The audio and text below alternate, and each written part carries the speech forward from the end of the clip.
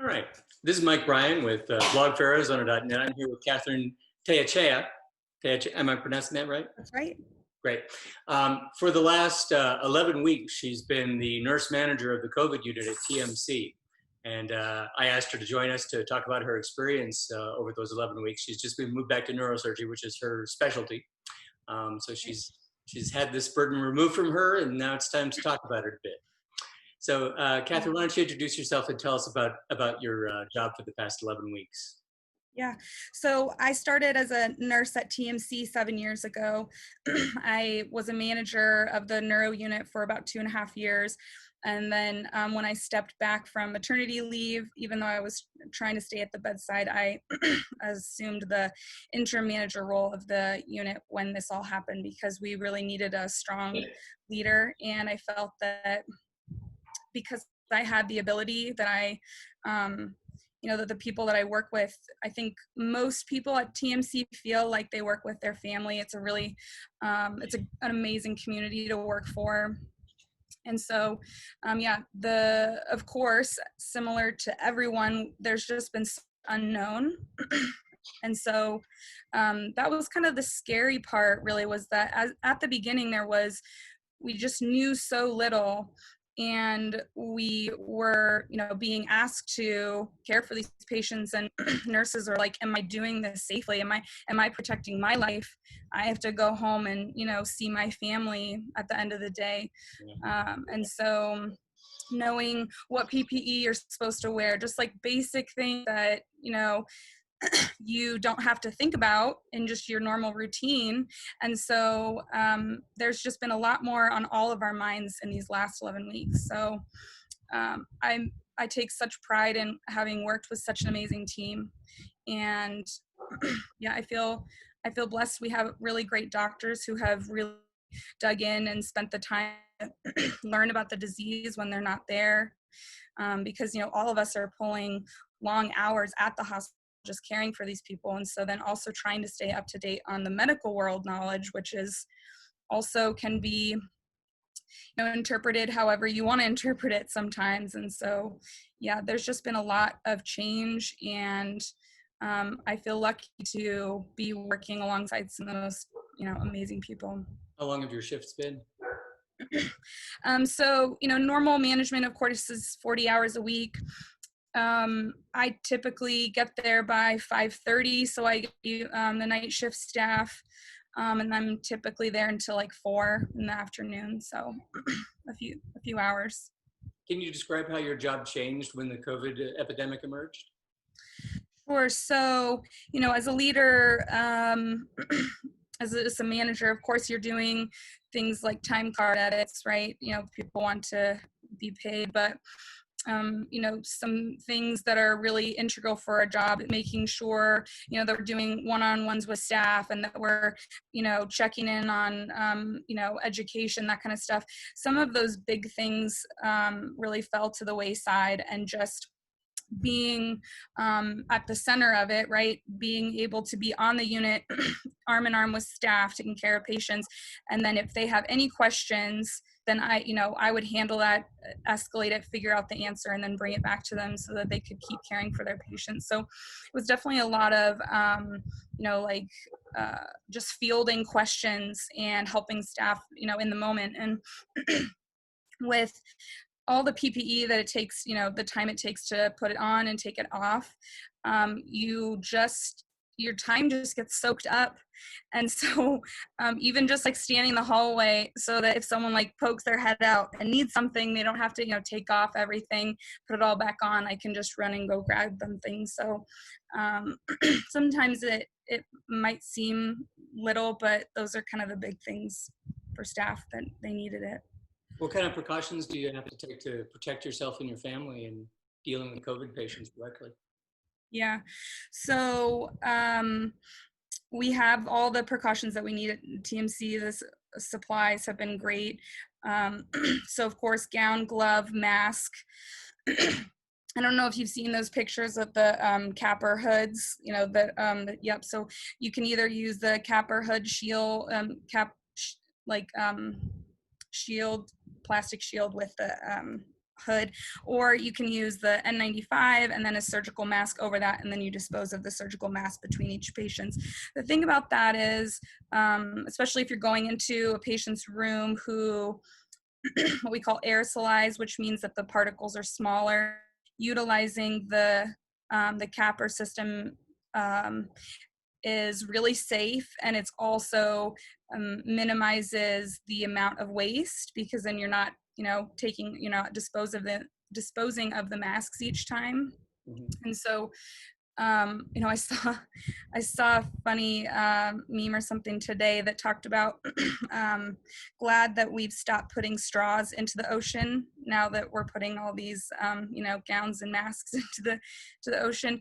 And it's true, trash is something that's important, right? We still want to save our earth, and so trying to minimize the amount of PPE that you use, not just so that then what you do have goes longer, but then also just for Mother Earth to not have to have as much trash. So I think those are important things to think about.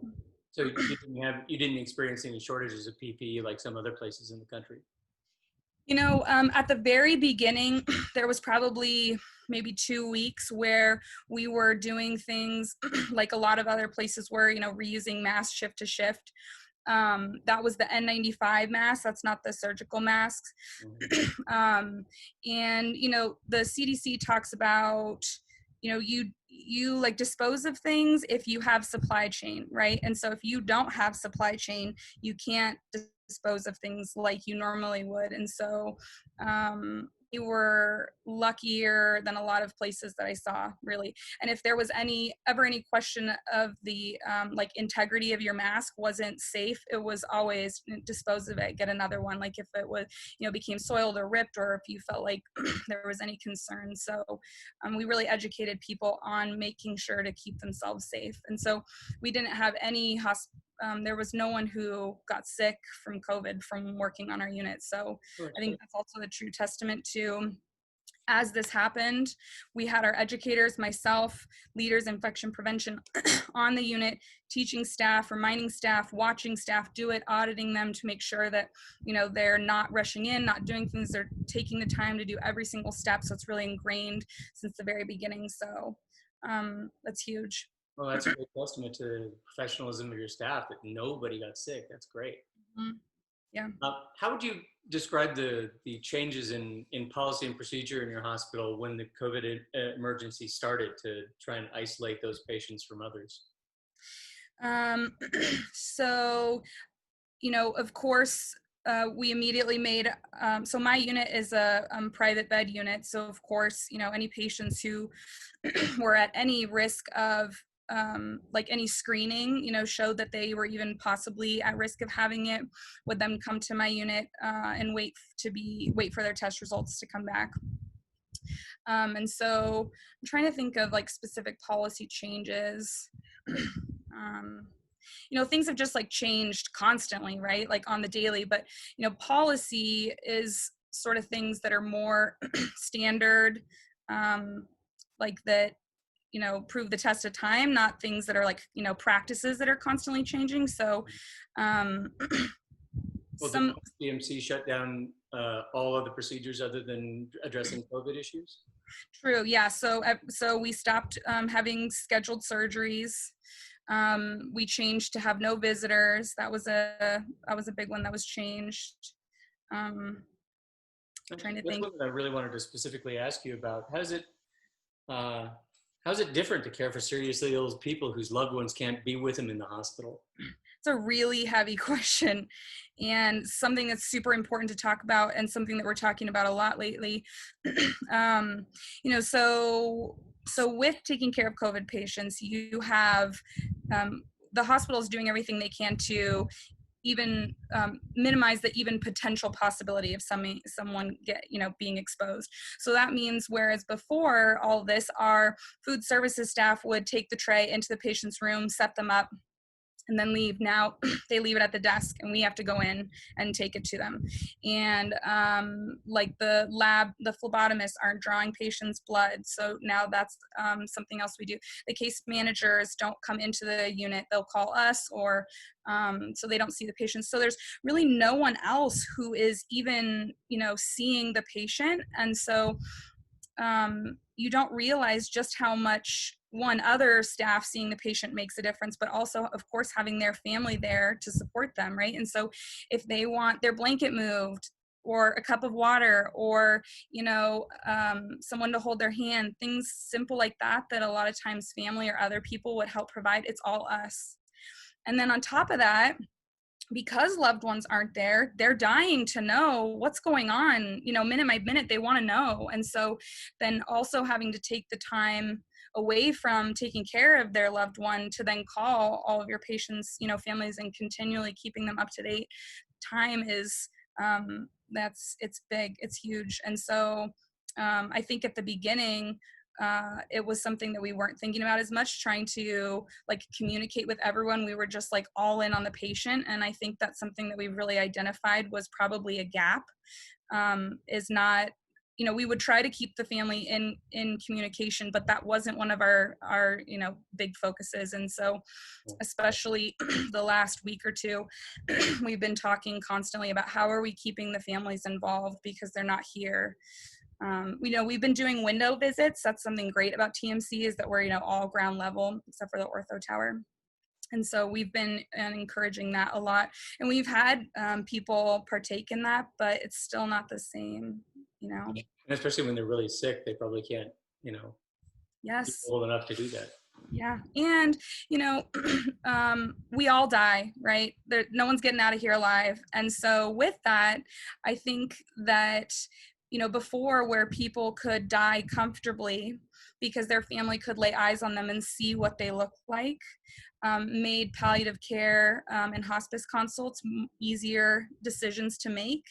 And I think family aren't as easy to make that decision now, because they can't see them sort of, beginning to die. And so they want to fight for them. And I totally understand that instinct. They just want to hug them and touch them. And then I think it would be easier to make that decision. And so right now we're also fighting the fact that people are coming in sicker and then, not wanting to choose a palliative care route. So Well, let's drill down on that for a second. When you say palliative care, basically that's just keeping them comfortable while they die. Right.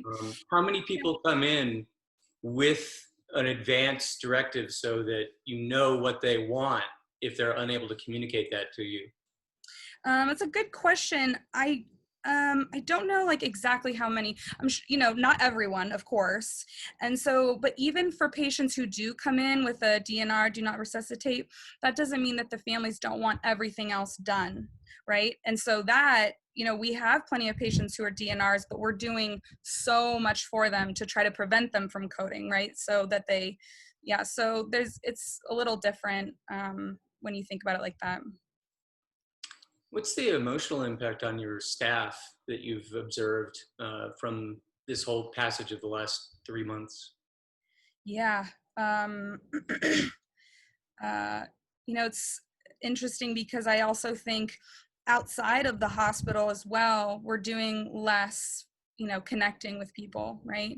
And I think that human connection is plays a huge impact on people's happiness and sort of healing. And I think that, for me to watch a nurse, so as a nurse, the first patient that's under your care who passes away, you just don't forget that, right? That's a really heavy experience. And so there have been quite a few nurses on my unit who's had their first patient pass away due to COVID. And that has been extremely emotional, of course. And for me to not even be able to hug them, I'm a big hugger. And so it's so hard to watch someone cry and not feel like I can emotionally support them. And so there's just little things that, you just see a little bit more depression, I think, in their eyes. I know that all of us also feel a lot of pride that we're really, on the front lines fighting for these patients. But it's also really even just physically exhausting putting on and taking off the PPE. And, you have an impatient patient or impulsive patient who's like trying to get out of bed and you're yelling at them, stay there, I gotta put on all it, and so it's like little things like that are just like add this physicality to it as well. So What is the hospital or the staff doing to help support each other through this time? Yeah. So TMC has offered a lot of things. So we have like employee assistance programs. So that's free counseling. We have, we've offered to have a psychologist available. We have professional coaches, life coaches. I'm trying to think, there was quite a few things that I sent out in an email that came from our leadership as like, hey, these are things that are available to you. We have chaplains at all of our 7 a.m. huddles. Trying to think. So there's definitely been a lot there, but I think because we're still sort of in the thick of things that we haven't taken as much time to like stop and process. And so I think the next coming months is really where it's gonna hit, where you're finally gonna be able to start processing all that we've been through. And so You stop running the marathon and start recovering from it. yeah, absolutely. And I'm sure that's kind of how, and I hate to, make comparisons to people who are in the military, because that is a choice that I can't imagine making, sacrificing your life for our country.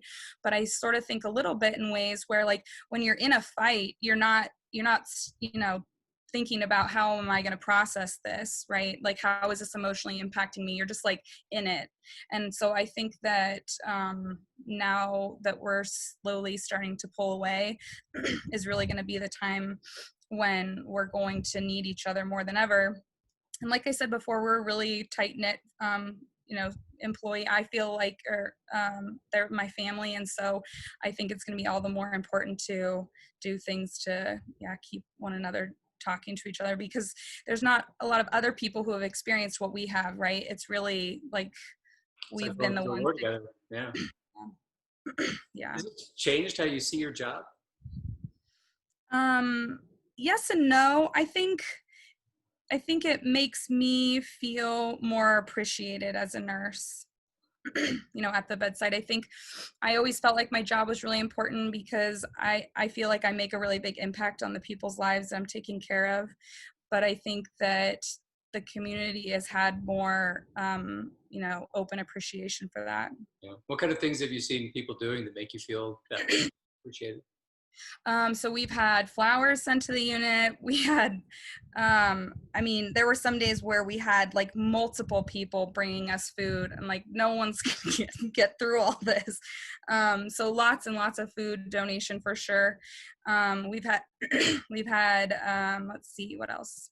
Ice cream, notes, thank you letters. Lots of appreciation. And I know for myself, like I've had family that I haven't talked to in a long time, like my grandma's sister texted me just like thanking me. And so just people from, in the woodworks who just verbalize their appreciation, that certainly makes it even more rewarding and feel really like our community is behind us. I know I've said that and really strongly felt that all along. And I think somewhat because TMC is a community hospital, that's just, I think we have a lot of community support. I feel really lucky. I've heard people refer to nurses and doctors as sort of the firefighters of this particular emergency. Yeah, definitely. How does it make you feel as a professional or just as a citizen when you see people in the media like questioning or playing down the seriousness of the COVID-19 epidemic? Yeah, it's a hard, I think that we can all be better about putting ourselves in others' shoes and stopping and trying to assume positive intent. And so I don't know, when people don't want to wear masks, I wonder, are they educated enough? Do they know, what's important about this? Are they making this decision because they're mad, because they feel like someone's telling them what to do? And so, it bums me out that people aren't embracing the masking and hand washing like I am. But I also know that there's something to be said for sort of quality of life. And it is hard to breathe in them.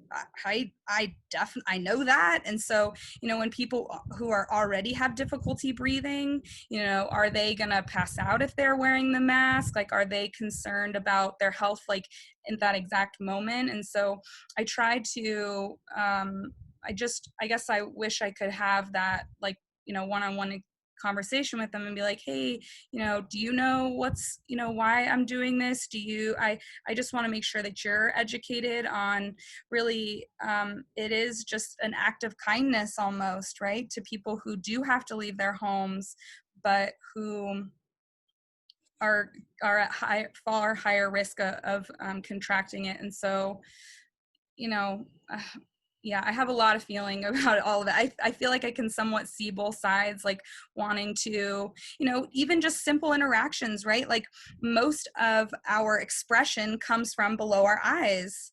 And so it also makes you feel less friendly about the then, conversations that you're having with people. And so there's so much to be said for, being able to have a conversation without a mask on. But I also value life, and I know that, if you're spreading it, if you're asymptomatic and you're spreading it, that I'm sure no one would want that. Yeah. Is there anything about this disease that you've learned over the last weeks that you wish more people understood? I wish that I understood it more.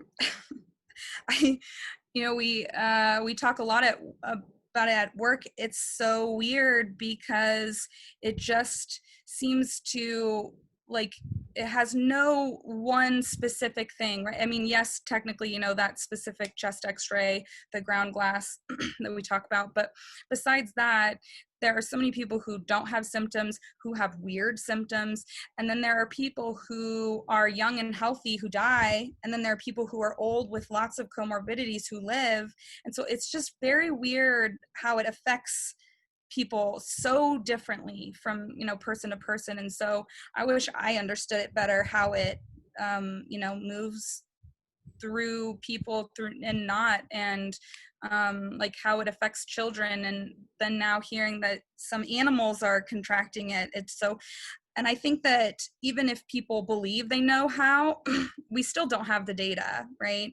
Like, I was talking to our infection control person on Friday about, how long does it live on surfaces? And so they say, okay, we believe it lives anywhere from 3 days to 9 days. But then, if you're culturing something at 9 days, does that mean that someone can still then get the virus? Or does that mean that in a petri dish, it looks like it's still, functioning? So we just don't know. And even any of these studies, I'm sure the population size that there is actually in the study is too low to be really confident in anything. So Yeah. it's very weird to see how it affects, so it looks so different in so many people. Yeah. People think science is just you find something out and you communicate it and that's the way it is. But in fact, it's just a big open question and you're constantly questioning your premises. And so, And I also think, yeah, and I also sort of think that, based on someone's motives, they can find whatever answer they want. Yeah. So. Well, what does the hospital look like now? I mean, people seem to get this idea that now that we're reopening, kind of the emergency is past and, everything's settling down. Is that really the case? So I haven't looked at like actual factual data. This is really just my experience data, I would say. But, even though to me it looks like the numbers of cases are going up, I have to say that I'm sure that has to do with the testing availability, right? And so, yeah, it does concern me that people are out and about and it doesn't seem like they are taking, as much precautions as I am, washing my hands before and after, wearing a mask, trying to stay away from people. So I really hope that we don't see a really big surge. So far, we really haven't. I think it's pretty much plateaued or slightly gone down. And so I think, the number of cases are certainly going up, but I don't think it's number of cases that are necessarily hospitalized. It's just people are, hey, I want to know if I have it. And so then just going and getting tested. So. I'm curious, is there anything that you've, well, that's a stupid question. Never mind. No stupid question. I always tell people, and then I'm like, oh yeah, no, that was stupid. No, just kidding. Is there anything that I haven't asked that you really have like a desire to answer? Like, why isn't he asking me this? No, I'm really glad you asked about, what people, how can they better understand like kind of what's going on. I think that the staff feel really taxed on trying to get it all done. And I cannot imagine if my child family member was in the hospital and I wasn't there next to them. That really is, I can't imagine being in the hospital and not having my husband there with me. I mean, that's just awful. And so the emotional toll that it takes on the patients is significant. And so for us being there for them, more than just a nurse tech or doctor, really trying to provide even more emotional support, that also takes time. And so, and then also wanting to keep all the families, involved. Normally, a lot of our patients have family at the bedside, right? So they can be there when the doctor rounds. So they get to hear it firsthand. They get to see what their loved one looks like. And so to then have to take, the time, which is important time, but take the time to then provide that to all the family members, it's just so time consuming. And it's not that it's not all important, but I can understand the like anxiousness and frustration of families, but I just hope that they understand it's not that we don't want to, it's not that we're like keeping something from them at all. So there's an extra level of time that we have to give also to the patients on top of what we have been doing before to make sure that they, have emotional support in this really vulnerable time. So, yeah. Is there anything that you think you're going to take away from this as a nurse that will carry into your future work?